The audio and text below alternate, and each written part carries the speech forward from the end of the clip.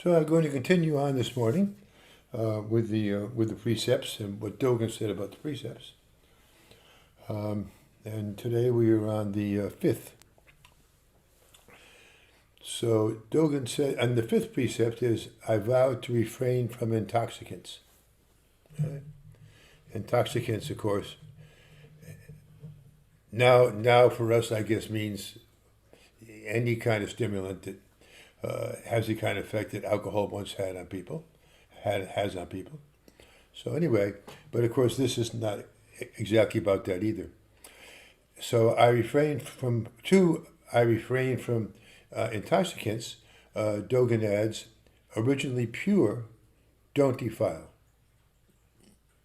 This is the great awareness. Just simply that. Originally pure, don't defile. This is the great awareness. As mentioned previously in the former weeks ago, in the Genjo Koan, it says, practice that confirms things by bringing the self to them is illusion. For things to come forward and confirm the self is enlightenment. We each have our own life, as everyone else has theirs. However, going out to make things ours, that is, confirming things by bringing the self to them, separates into subject, us, and objects, things. And this is illusional because we are doing it for the sake of the self, that itself is an illusion. Paul, who's here right now, has said that when Tsukiroshi was asked how we should live, I don't remember the exact question, exactly how you phrased it, Paul, but anyway, the Tsukiroshi, how we should live, Tsukiroshi answered, don't make two. That is what is happening in our ordinary relative world. That is how we do things. If we want something we like, we go and get it. How not to make two is to be fully open to letting things as well as others' lives into ours and accepting everything. This is what, for things to come forward and confirm the self, is enlightenment means. Nothing gets in the way then. For by making their life ours, theirs and our lives are then one. Everything in our life being a part of us. This is also true not only for when we are connecting to others. Rather than having the self determine what we do,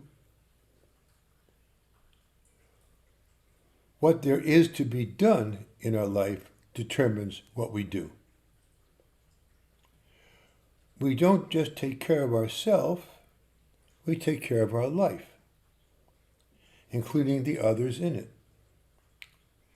Not accepting that we and our life are one, but rather taking each thing in our life as separate from every other thing, is to make everything two.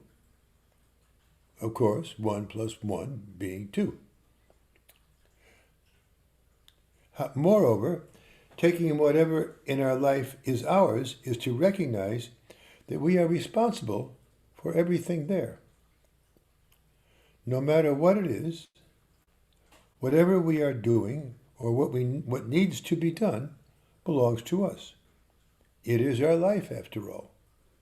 For instance, if we have negative thoughts about someone else, that person remains untouched. Only we are affected by our negative thoughts. It is as if we were being critical of ourselves.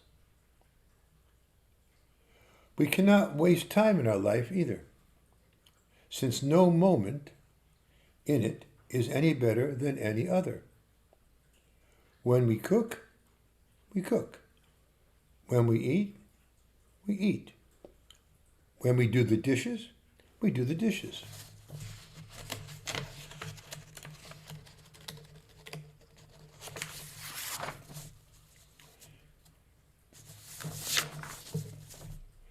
Each action is of equal value. Again, whatever there is to be done is what gets done. This is the opposite of doing of liking doing one thing and disliking doing another. For me, the latter one once was when I was doing the dishes, which I had to do as a boy. When I expressed this preference to a neighbor in Japan, who happened to be a Tendai priest, he responded with an incredulous, "Really?" turning that moment into one for me to be taught. Likewise, each person that comes into our life is of equal value.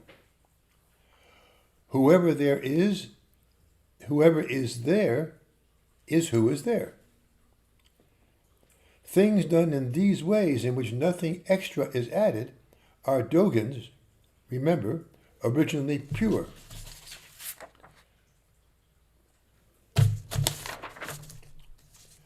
Originally pure, don't defile. This is the great awareness. Okay? So this is Dogen's originally pure. Oh, here we go. Okay. I'm a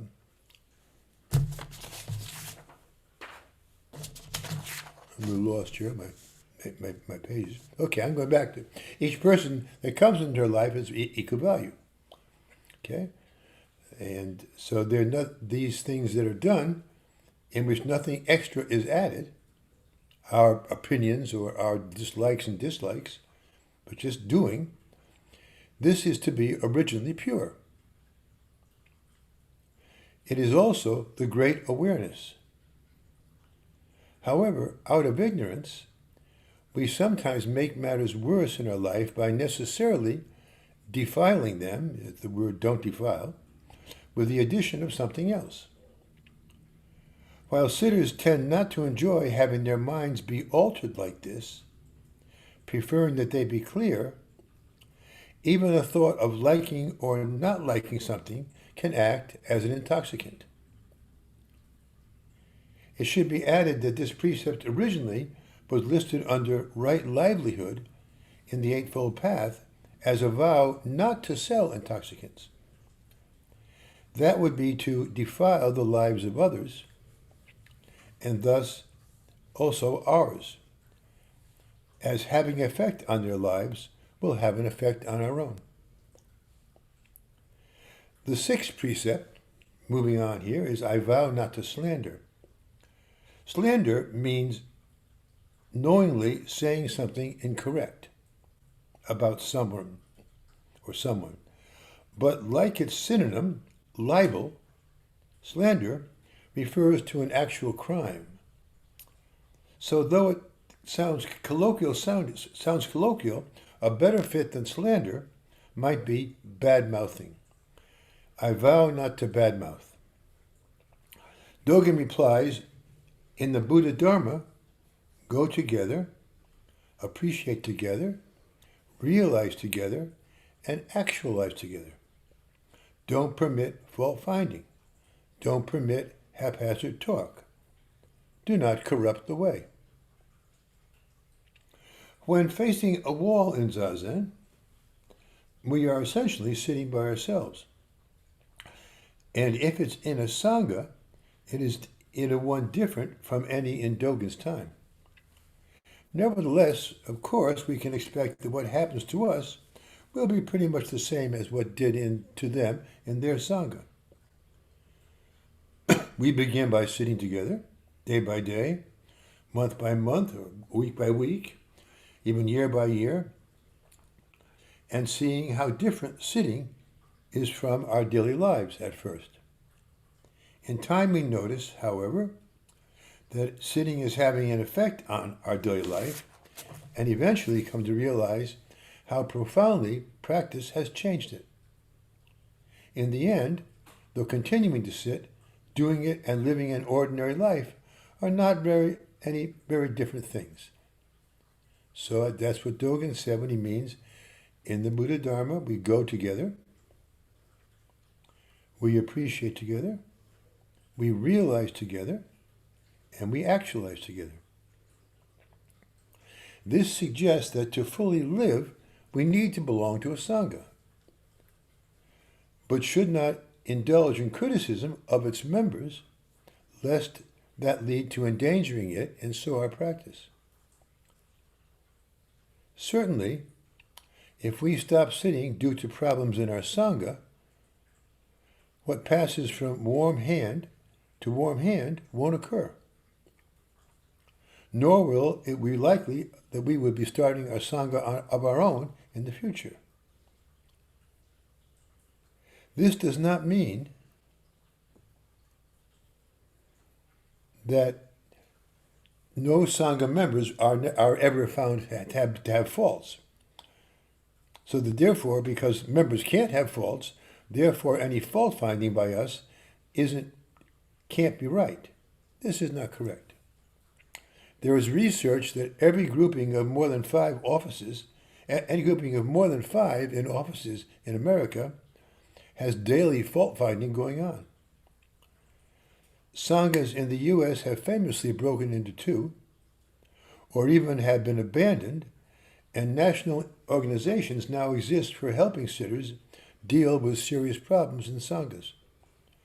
Jane's teacher, Grace Shearson, has been active in one of these groups, and the bylaws of Zen centers often mandate the use of such groups, as ours will in the future. Fault finding is something we karmic beings do. But while living out karma until its dissipation is an unavoidable part of personal practice, others' karmas should be kept quiet or private.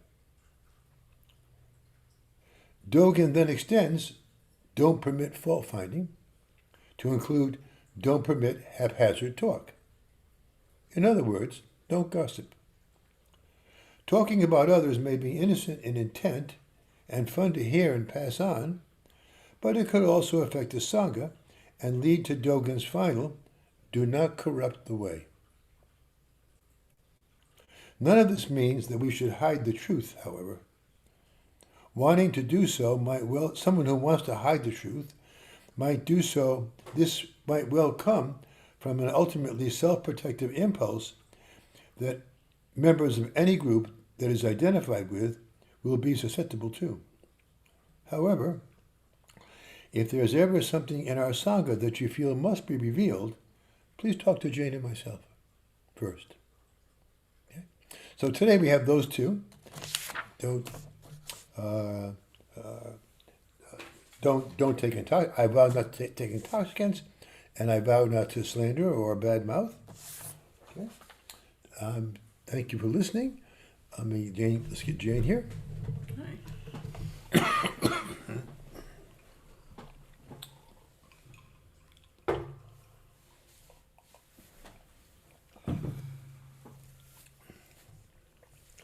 Any comments or questions?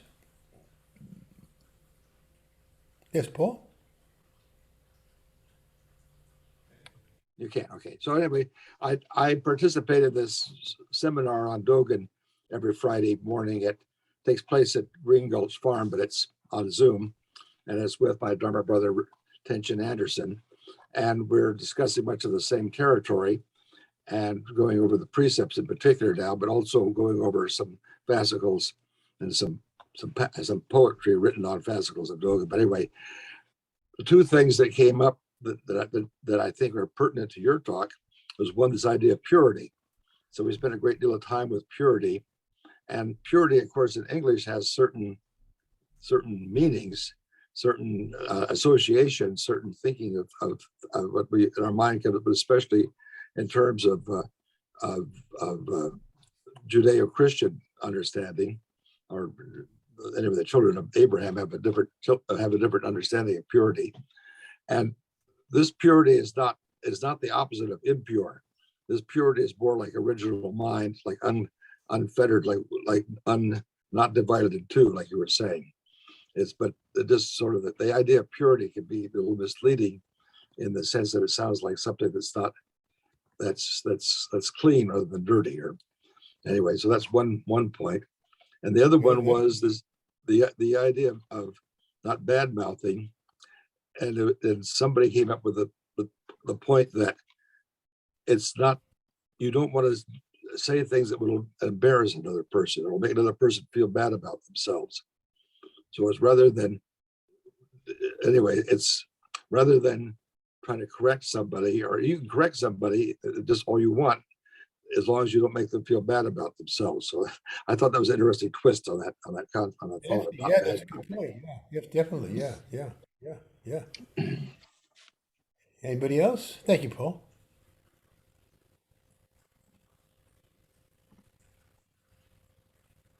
Yes, yes, Mike. I get the impression from your talk and stuff that it really boils down to intent. If you're bad mouthing somebody, it's because you want to make them lower than you. If you're misusing sexuality, that means a power trip. It seems like our intent as to why we do something is really what's in question. Because if we're trying to influence anything, then we're not doing it correctly. And so am I understanding that kind of correctly with what you were saying in the last precepts? Because it always seems to boil down to you don't badmouth somebody because you don't want to do that. You don't want to control somebody. You don't want to make them feel bad. You don't want to falsely puff them up or deflate them or something. So it comes down to basic, your intent has to be good in order to avoid breaking any of those kind of precepts. Is that right? Well, in a sense, intent and when you intend something and you're very serious, you take a vow. So intent and vow are definitely connected. Yeah. So certainly, yeah, certainly intent is good too. There also. Yeah. Yeah. Paul.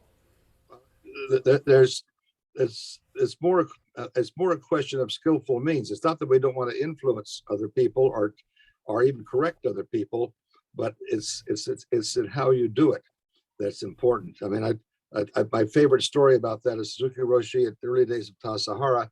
We eat breakfast, we would have milk and honey in the zendo to put on our oatmeal. And then one day the kitchen forgot to put out the milk and honey, and Suzuki spoke up in the middle of the meal and said, "Oh, I'm so glad you finally figured out that it's best just to eat oatmeal with its natural flavor without the milk and honey on it." So we never had milk and honey again in the Zenda, but he didn't correct us. He just found a skillful time to sort of nudge us in the right direction when we were already leaning that way.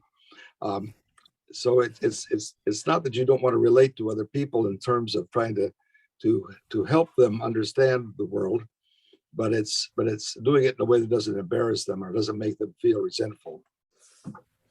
Yeah, that connects to the last one too. Yeah. Yeah, definitely. Yeah. Anybody else here?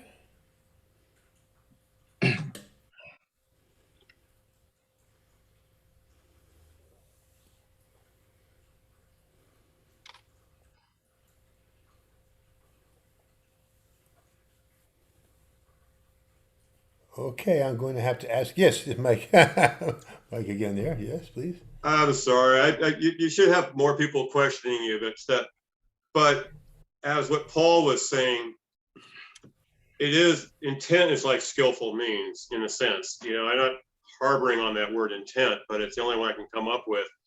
That you really don't want to disrupt somebody. You don't want to, challenge them or anything, unless it's, yes, they're doing something that's going to impact the Sangha or whatever. You've got to say something, but your intent at that time is to help the Sangha. And in the same event, you're also trying to prevent that person from doing something. So it boils down to not making two is you don't discern, you don't discriminate, you don't conceptualize, you just experience. And when you just experience it as it is, you don't have thoughts about manipulating the situation. You go through it and do what needs to be done because it's what needs to be done. And I don't know if that's causing confusion, but it comes back to the same thing I've always said is when you're in the moment and like Baba Dam Ra said, be here now. You can't do anything wrong when you're in the moment because there is you don't have time to judge, question, analyze, perceive, conceive, or anything like that. And, so I'm hoping that I'm understanding what you're talking about with the precepts in that manner that, it's they're they're complex in a lot of ways, but they're really simple in other ways. Yeah, but my lectures are, of course, intentionally about, well, about what we say during the full moon ceremony, but also because it's kind of difficult to understand what Dogen's intent was from the words, and but of course, what Dogen said is always going to be a little bit separate because he's going to be talking about what's the background for the precepts?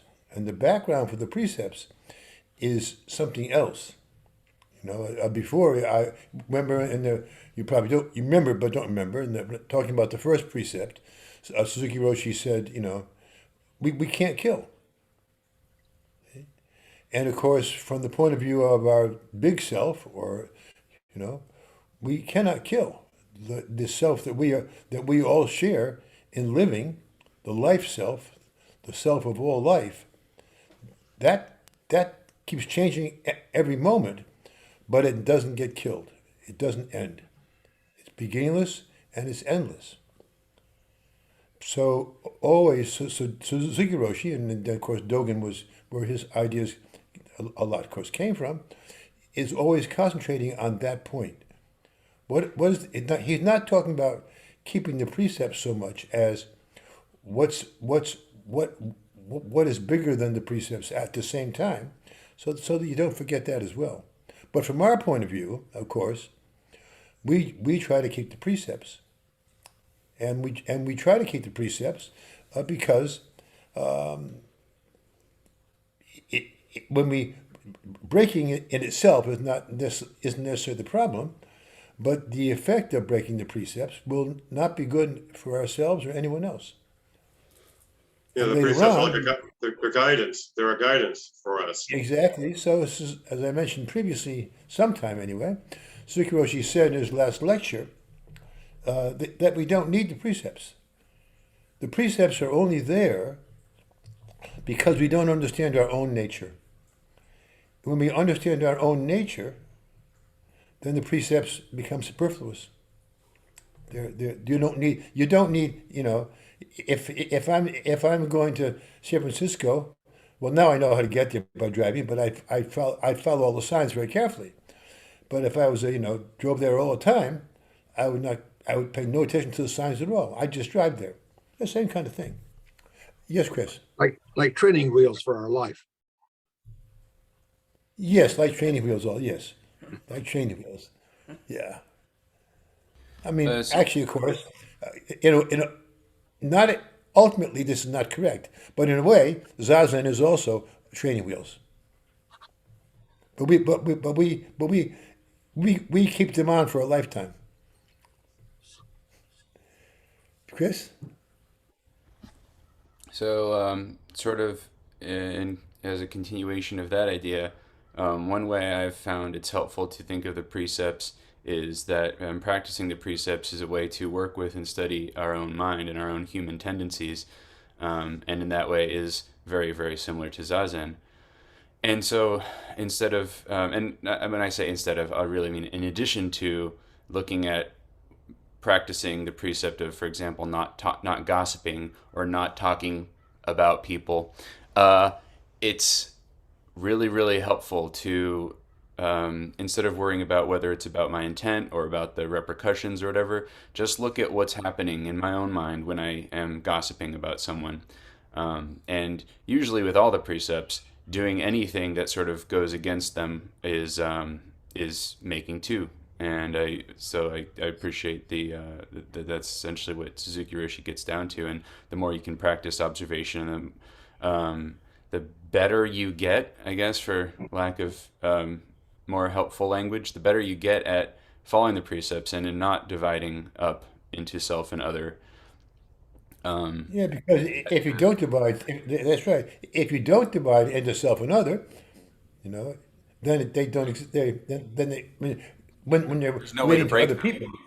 Yeah, yeah, And then they, like yeah. 10 grave precepts break into like 1,000 and then 1,000,000. And then basically it's all just one uniform precept that Okay, just yeah, has a bajillion permutations. yeah. That's good. I like that one precept. Yeah, Mark?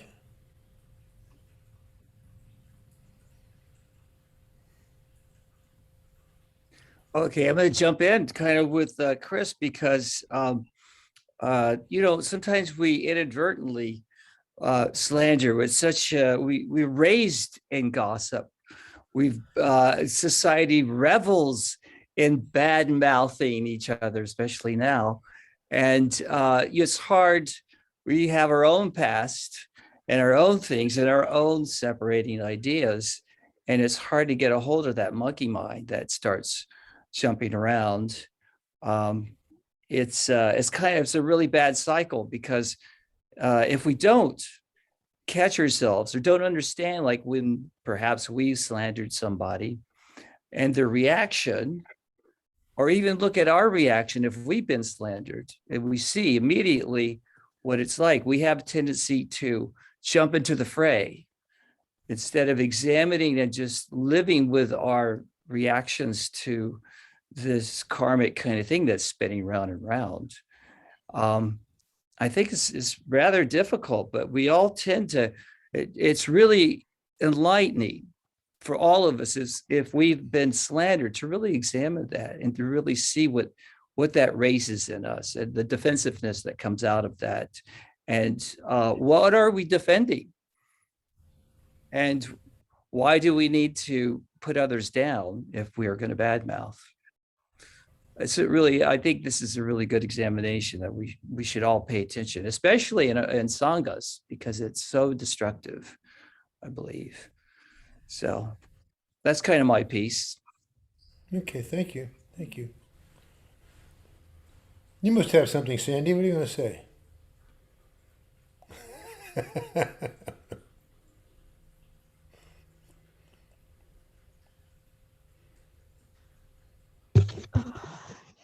I really wasn't going to say anything, but I don't know. I mean, your talk was excellent, and I really appreciate it. It's good to be reminded of the precepts, and I keep a copy of them on my bulletin board in front of me in my art room, and I look at them, periodically to remind myself that it wasn't just something I learned when I got my Roxu and then forgot about. They are important. And I also, last night, I had started a scrapbook, and in the scrapbook, I had made pages, one with the Four Noble Truths, another with the Eightfold Path, because those were things we had studied around that same time.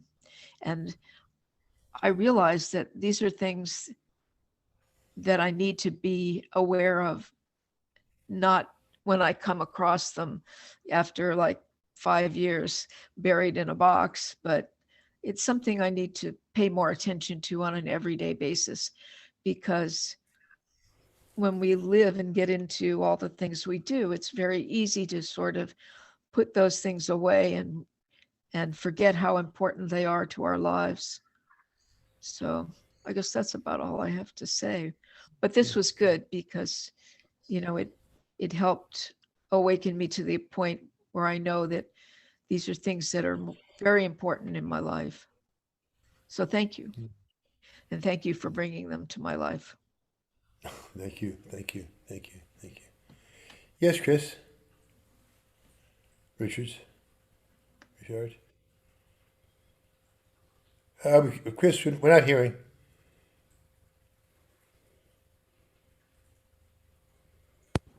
Right, you hear now? Yep, yep. Every time, I don't, it has to be switched the other way. There is no on off. It's conditional. I was on YouTube, and for some reason I got to this thing that it was an audio book reading of something called Outwitting the Devil. And it was written in the 30s.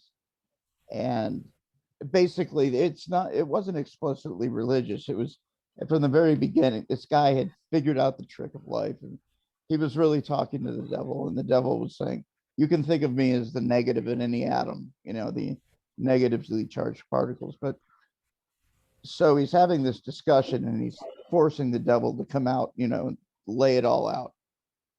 And one thing that I thought it right when I heard it was not very, why would that be there as one of the things you should avoid? This thing ended up being like a combination of the law of attraction and all that kind of stuff. It's been around for a long time, but it was done in the 30s. No one published it because of the title, and some relative of his published it in like 2010. But it was don't give or try to refrain from giving unsolicited opinions. And I was like, okay. And then the example was, the busybodies that always have to do the letter to the editor, of a newspaper. And the questioner was like, yeah, you're right. I did that once. And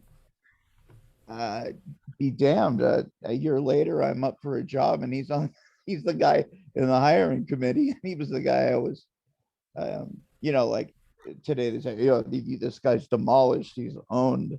And this guy, this principle, I mean, look at Twitter. The Twitter is that principle made, to a factor of 10.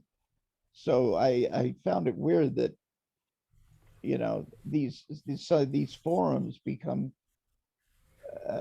they warp both the person and the, and even bystanders jump in. And then people that want to jump on the bystanders, jump on the bystanders. But it was way back in the 30s, this little thing I would have missed was enumerated. And I don't know, I thought that had some relevance. Yes, yeah, that would be good for the modern times. Yeah. Yeah, Yeah, it actually got published in Modern Times. I know well, it's not a the hot. book, the precept. The precept. Yeah, the The precepts. precept. Yeah, About but don't it give was, unsolicited opinions. Yeah. yeah, it was just. I was thinking, well, what I mean, what if a truck's coming out? Sure, but it bears out today. It's timeless. So Yeah. Our opinions are, can have the very stinky smell of the self, small self, because they really are based on that very often. And actually, all the precepts can be related back to that also, yeah, because they all deal with some kind of one type of deluded thinking that we have. But anyway, basically, the idea of the precepts is not one specific thing. It covers an area of things. And so, therefore, when you follow the precepts, you notice the precept being broken or act upon in areas other than you think that they might be. So the precepts should be taken not as dictates that you were told by people who know better than you and than us or you in the past, but they're always suggestions of where you can look further at your life. Anything else? Okay, I guess this is it. Oh yes, Paul. You're off still. No, you're on. I guess. Where'd you go? Oh, there. Your mic's still off. Your mic is off. This harkens back to that pure and impure. To speak up and tell people what's right and what's wrong, according to your own likes and dislikes, is a problem. But not to say anything is also a problem. There's times to speak up and say, the Black Lives Matter, or the entering a new war is not a good idea, or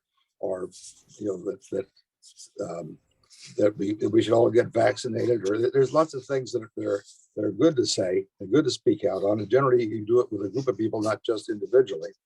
But there's also a lot of things where it's just your own idea about what's right and wrong. It just makes people mad and angry and distracted. So we have to, it's pure and impure.